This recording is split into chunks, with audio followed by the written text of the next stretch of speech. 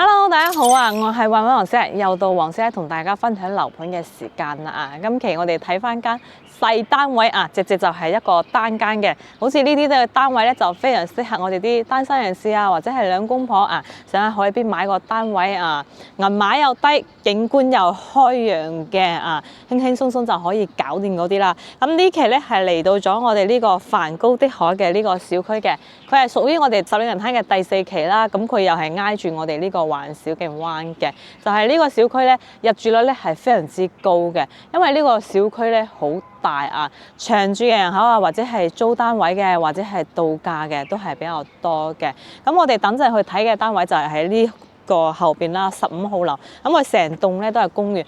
公寓就唔係話商業產權，佢係住宅產權70年㗎。不過就係唔通燃氣咯，係直接用電嘅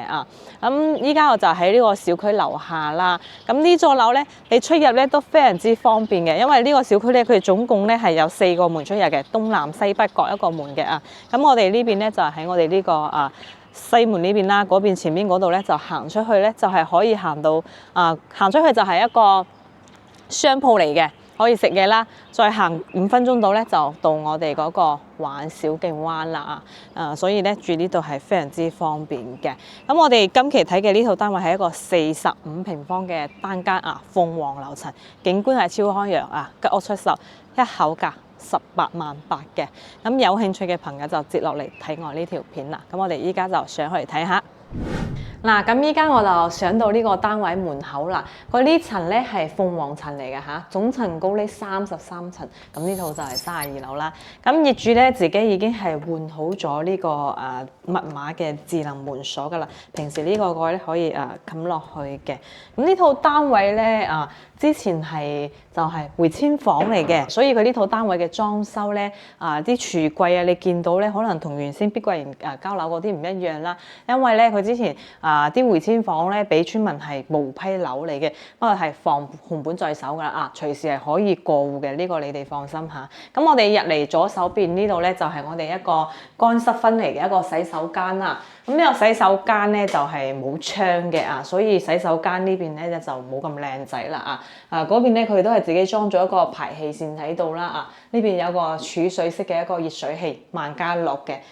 洗手台呢啲咧都係已經做好晒㗎啦。咁佢之前都係做咗民宿啦，見到咧佢都貼住有個 WiFi 啲嘢喺度。呢度嘅單位咧，你如果係月租咧係非常之好租嘅，不過租金又租唔到太高，可以租到800 900蚊咁樣咯你如果買咗咧仲未咁快過嚟住咧，咁你租出去都 OK 嘅。如果係我就捨唔得啦，因為租唔到幾高你扣埋管理費咧到你手咧都冇幾多錢嘅。呢邊有個迷你雪櫃可以擺幾支可樂呢邊係一個雙人床嚟嘅，不過其實佢呢啲家私咧係佢要攞走㗎。所以你就當佢係吉屋睇就得㗎啦。其實呢啲家私俾你都未必會中意啦，因為佢呢啲家私都係買啲好簡單嘅啊。咁其實我哋呢個45平方嘅單間咧，基本係一眼望晒㗎啦啊！佢可以施展嘅空間咧就咁多㗎啦。基本擺設咧就好似學佢咁樣啦。如果係自己住，咁我哋就直接擺張米半或者係米八嘅大床咧就 OK 㗎啊。咁其實佢見到佢有個投影喺度嘅，學佢咁樣啊，呢度整翻個投影，唔要電視櫃咧，咁你啲空間就好啲。咁呢啲磚啊，佢都係鋪咗啲比較靚嘅磚啦，個尾縫咧都係已經做好晒嘅，牆都係油咗一個白色嘅乳膠漆啊，上邊都係做好咗啲石膏線啦啊，所以佢呢度都基本咧唔使點搞，你只需要重新買翻啲家私電器翻嚟就可以住，2萬零蚊咧就搞得掂㗎啦。呢邊係我哋露台。露台咧就啱好係擠個2階嘅藤椅啦，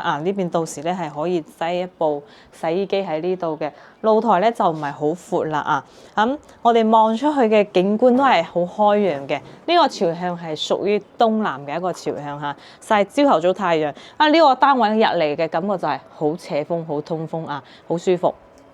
到咗熱夏天住嗰陣時呢個單位住起身都係舒服嘅，佢又唔會西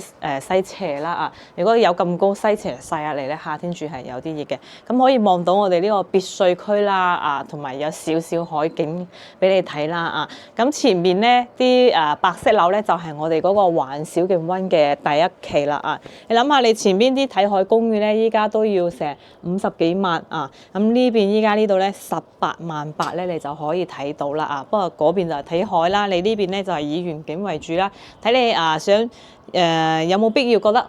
擺多30萬去買個睇海景嘅因為呢度可以買到2間嘅